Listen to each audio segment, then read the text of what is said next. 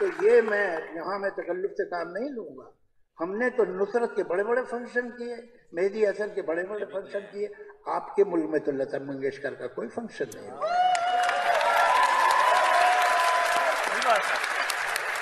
تو حقیقت یہ ہے. چلیے اب ہم ایک دوسرے کو الزام نہ دیں, اس سے سالو نہیں ہوگا. یہ اہم بات یہ ہے کہ یہ جو آج کل اتنا گرم ہے فضا, وہ کم ہونی چاہیے. ہم تو بمبئی کے لوگ ہیں, ہم نے دیکھا ہمارے شہر پہ کیسے حملہ ہوا تھا. تو وہ لوگ ناروے سے تو نہیں آئے تھے, نہ ایجپٹ سے آئے تھے. وہ لوگ ابھی بھی آپ کے ملک میں گھوم رہے ہیں. تو یہ شکایت اگر ہندوستانی کے دل میں ہو تو آپ کو برا نہیں ماننا چاہیے.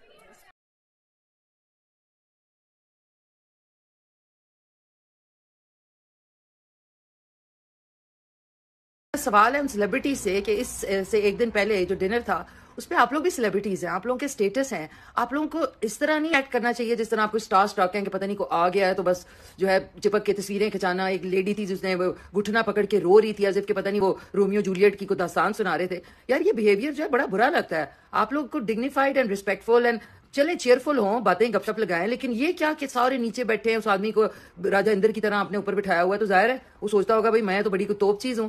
تو اگر آپ لوگوں کا حال یہ ہوتا ہے جاوید اختر کے آنے پہ, تو اگر شاہ رخ خان یا بریڈ پٹ آ جائے تو وہاں تو لوگ کلا بازیاں کھانا شروع کر دیں گے, ادھر سے ادھر پتہ نہیں کیا الٹے پڑے ہوئے ہوں گے.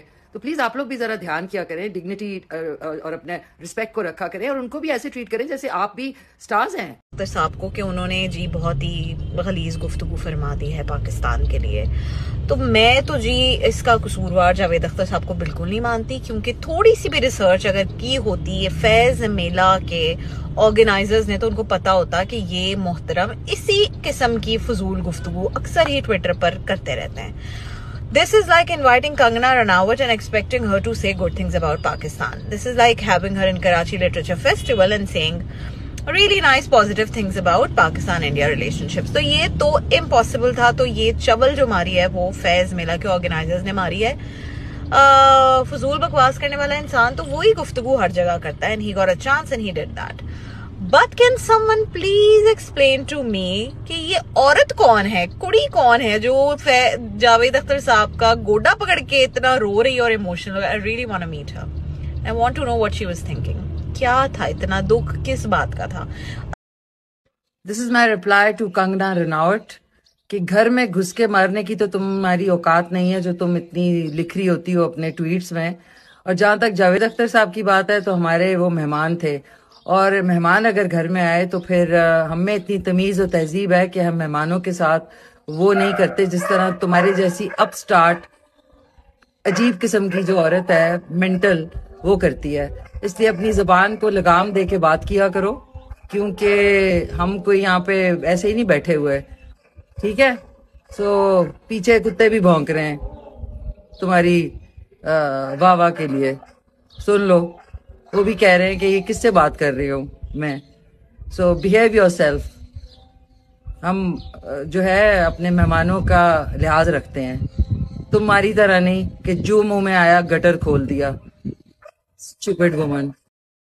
یہ تھے جی پاکستانی ایکٹرز کے ریئیکشنز, اور جاوید اختر اور انڈین جو ایکٹر ہیں کنگنا رناوت, ان کے ریئیکشنز. ان کو جب انوائٹ کیا گیا اور پاکستانی ایکٹرز جو ہیں وہ اپنے اپنے ریئیکشنز اپنی عوام کے ساتھ شیئر کر رہے ہیں, اور باقاعدہ ان کو منہ توڑ جواب دیا جا رہا ہے.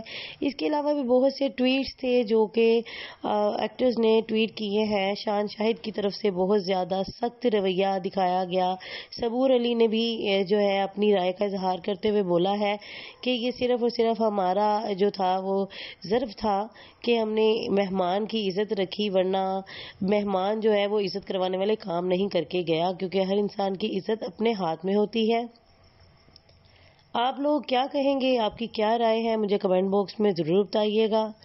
ایک پاکستانی ہونے کے ناطے یہ سچ میں ایک قابل مذمت موقع تھا.